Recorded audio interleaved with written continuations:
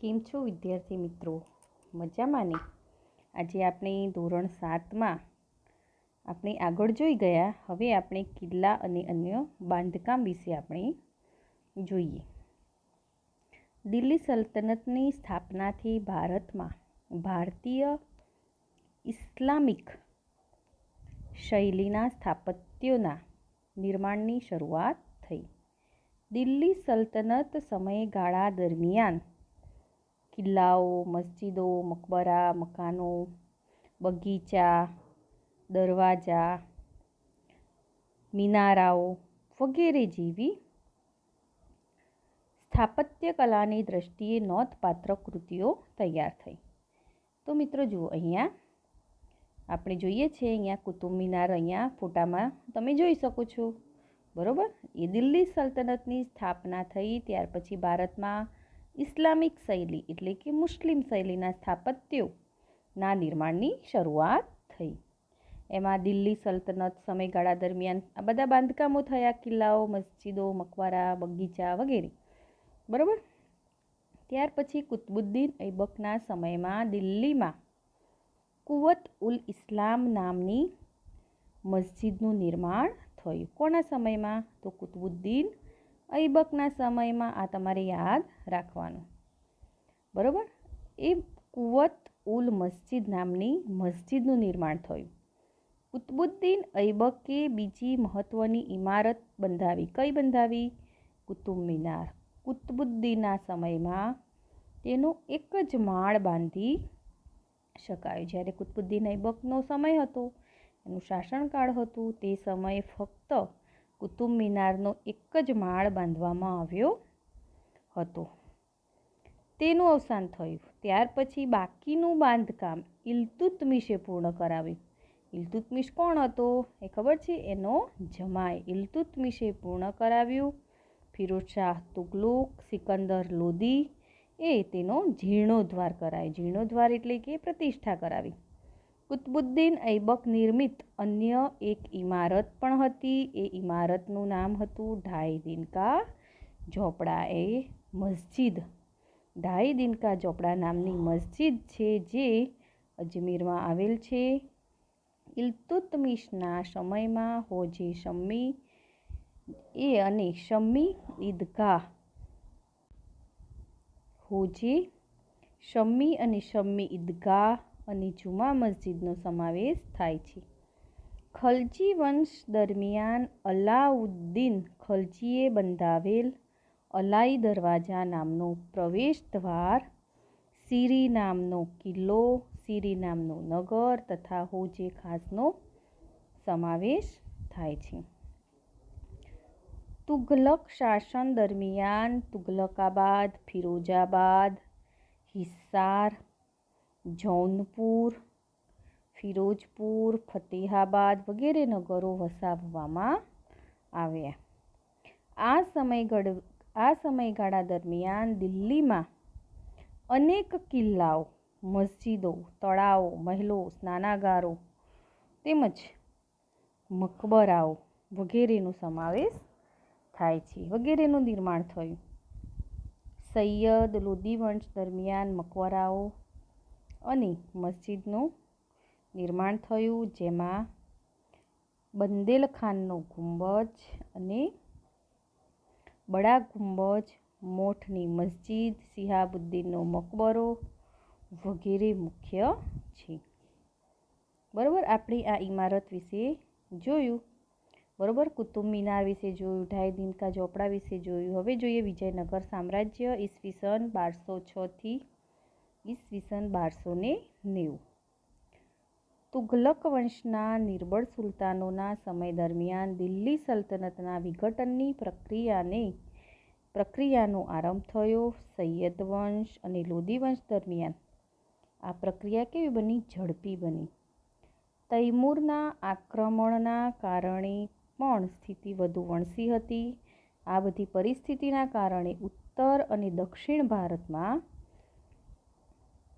અનેક પ્રદેશો સ્વતંત્ર થયા, જેમાં વિજયનગર, બહમની, માળવા, મેવાડ, બંગાળ, જૌનપુર વગેરેનો સમાવેશ થાય છે. અહીં આપણે વિજયનગર અને બહમની રાજ્ય વિશે થોડી વાત કરીશું. હરિહરરાય અને બુક્કારાય નામના બે ભાઈઓએ ઈસવીસન 1336માં તુંગભદ્રા નદીના કિનારે પોતાના રાજ્યની રાજધાની બનાવી વિજયનગર સામ્રાજ્યનો પાયો નાખ્યો. શરૂઆતમાં આ નગર તેમના ગુરુ સ્વામી વિદ્યારણના નામ પરથી વિદ્યાનગર તરીકે ઓળખાયું. પાછળથી તેમના સમ્રાટોની લશ્કરી સફળતાના કારણે તે વિજયનગર તરીકે ઓળખ પામ્યું. હરિહરરાય બુક્કારાય સંગમ વંશના રાજા હતા. વિજયનગર સામ્રાજ્યમાં સંગમ વંશ, સાલુ વંશ, તુલવ વંશ અને અરવિંદુ વંશે શાસન કર્યું. હરિહરરાય પ્રથમ બુક્કારાય નાના રાજ્યને સામ્રાજ્ય બનાવવા માટે મહત્વનું યોગદાન આપ્યું. ત્યાર પછી સાલુ વંશનું શાસન 20 વર્ષ ચાલ્યું. ત્યારબાદ તુલવ વંશની સ્થાપના થઈ. તુલવ વંશમાં કૃષ્ણદેવરાય જેવો શ્રેષ્ઠ શાસક થયો, જે માત્ર તુલવ વંશનો જ નહીં પરંતુ સમગ્ર વિજયનગર સામ્રાજ્યનો સર્વશ્રેષ્ઠ શાસક સાબિત થયો. એટલું જ નહીં, તેને ભારતના એક મહાન શાસક બનવાનું ગૌરવ પણ મળ્યું. તેણે શાસન દરમિયાન અનેક વિજયો હાંસલ કર્યા. કૃષ્ણદેવરાયનું મોટાભાગનું જીવન યુદ્ધભૂમિ પર પસાર થવા છતાં તેણે વહીવટી તંત્રની ઉપેક્ષા ન કરી. તેણે રાજ્યમાં તળાવો, નહેરો ખોદાવી ખેતીવાડીને સમૃદ્ધ કરી, કેટલાક અયોગ્ય વેરાઓ નાબૂદ કર્યા, પ્રજાનો પ્રેમ મેળવ્યો અને વિજયનગર પાસે નાગલપુર નામનું નગર વસાવ્યું અને તેને અનેકવિધ ઇમારતો અને મંદિરોથી શણગાર્યું. કૃષ્ણદેવરાય પોતે પણ વિદ્વાન હતા. તેમણે સંસ્કૃત અને તેલુગુ ભાષામાં કેટલાક ગ્રંથો લખ્યા હતા. તેના સાહિત્ય કલાના ઉત્તેજનના કારણે તે આંધ્રના ભોજ તરીકે ઓળખ પામ્યા. તો આપણે જોઈએ તુલવ વંશમાં કોણ હતું? તો કૃષ્ણદેવરાય જે રાજા હતો તે એકદમ સર્વશ્રેષ્ઠ શાસક ગણાતો હતો. બરાબર, જે માત્ર તુલવ વંશનો જ નહીં પરંતુ સમગ્ર વિજયનગર સામ્રાજ્યનું સર્વશ્રેષ્ઠ શાસક સાબિત થયું. અહીંયા ફોટો પણ આપેલું છે કૃષ્ણદેવરાયનો. બરાબર, એટલું જ નહીં, તેને ભારતમાં એક મહાન શાસક બનવાનું ગૌરવ પણ મળ્યું. તેને શાસન દરમિયાન અનેક વિજયો પણ હાંસલ કર્યા. કૃષ્ણદેવરાયનું મોટાભાગનું જીવન યુદ્ધભૂમિ પર પસાર થવા લાગ્યું, છતાં તેણે વહીવટી તંત્રની ઉપેક્ષા ન કરી અને રાજ્યમાં એને શું કર્યું? નવા તળાવો ખોદાવ્યા, નહેરો ખોદાવી, ખેતીવાડીને સમૃદ્ધ કરી.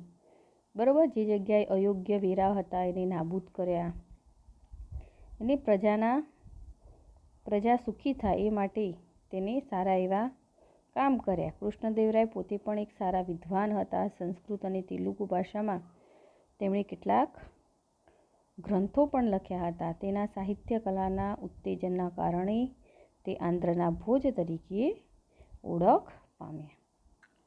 ત્યારબાદ કૃષ્ણદેવરાયનું અવસાન થાય છે. ત્યાર પછી વિજયનગરમાં આંતરિક સંઘર્ષ અને કાવતરા શરૂ થઈ જાય. અંદર શું થાય છે? ઝઘડા થાય છે.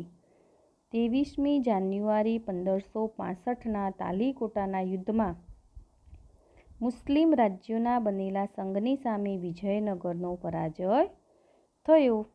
ત્યારબાદ યુદ્ધ બાદ પણ વિજયનગર સામ્રાજ્ય એક સદી સુધી ટકી રહ્યું, પણ પહેલાં જેટલી ભવ્યતા પ્રાપ્ત કરી શક્યું નહીં. હવે આપણે જોઈએ બહમની રાજ્ય વિશે જોઈએ. ઈસવીસન એનો સમયગાળો કેટલો છે? 1347થી 1518. તુઘલક વંશના સમયમાં જ દખ્ખણમાં જફર ખાને ઈસવીસન 1347માં બહમની રાજ્યની સ્થાપના કરી. આ રાજ્યે લગભગ દોઢ સદી સુધી દક્ષિણ ભારતની રાજનીતિ પર પ્રભાવ પાડ્યો. જફર ખાને અલાઉદ્દીન બહમન શાહ નામ ધારણ કરી સ્વતંત્ર શાસન કર્યું.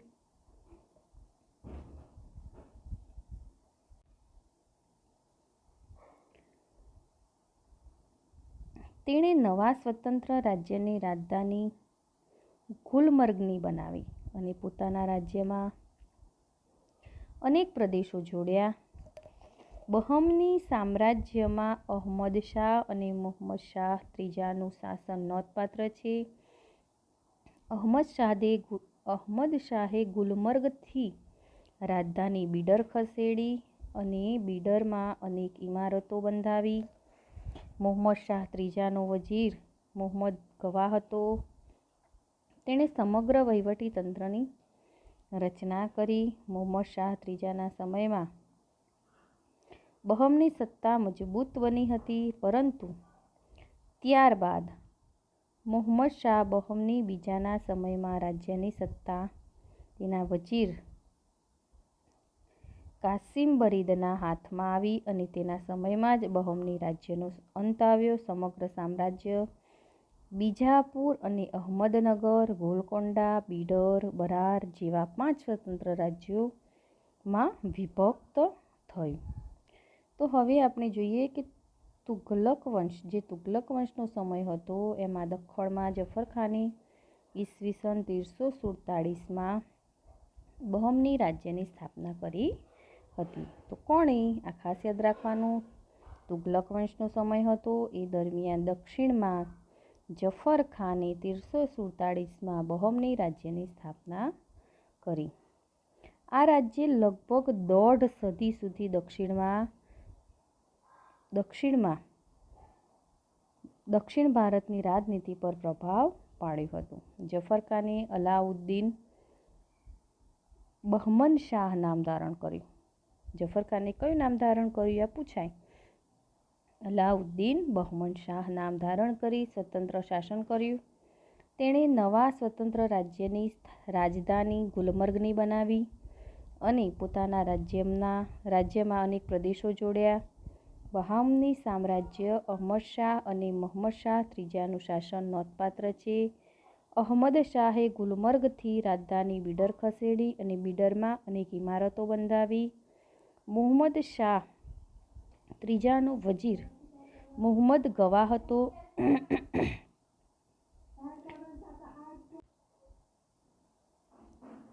તેણે સમક્ષ વહીવટી તંત્રની રચના કરી. મુહમ્મદ શાહ ત્રીજાના સમયમાં બહમની સત્તા મજબૂત બની હતી, પરંતુ ત્યારબાદ મુહમ્મદ શાહ બહમની બીજાના સમયમાં રાજ્યની તમામ સત્તા તેના વજીર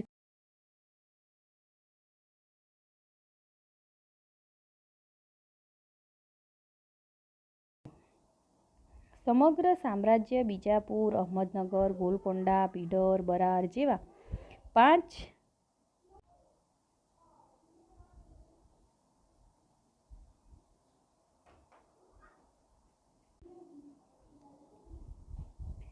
દિલ્હી સલ્તનત શાસનનો અંત વિશે આપણે જોઈએ. દિલ્હી સલ્તનત શાસનની સ્થાપના ઈસવીસન 1206માં કુતુબુદ્દીન ઐબક દ્વારા થઈ. 320 વર્ષ પછી ઈસવીસન 1526માં ઇબ્રાહિમ લોદીના શાસનના અંત સાથે તેનો અસ્ત થયો. લગભગ 325 વર્ષ દરમિયાન યોગ્ય, શક્તિશાળી અને કેટલીકવાર નિર્બળ સુલતાનો પણ ગાદીએ આવ્યા અને દિલ્હીના આ મુસ્લિમ મહારાજ્યે અનેક તડકી છાયડી જોઈ અને ઉદય તેનો અસ્ત, એ ન્યાય તેનું પતન થયું. તો મિત્રો, આપણું અહીંયા આ પાઠ પૂર્ણ થાય છે. Okay, thank you.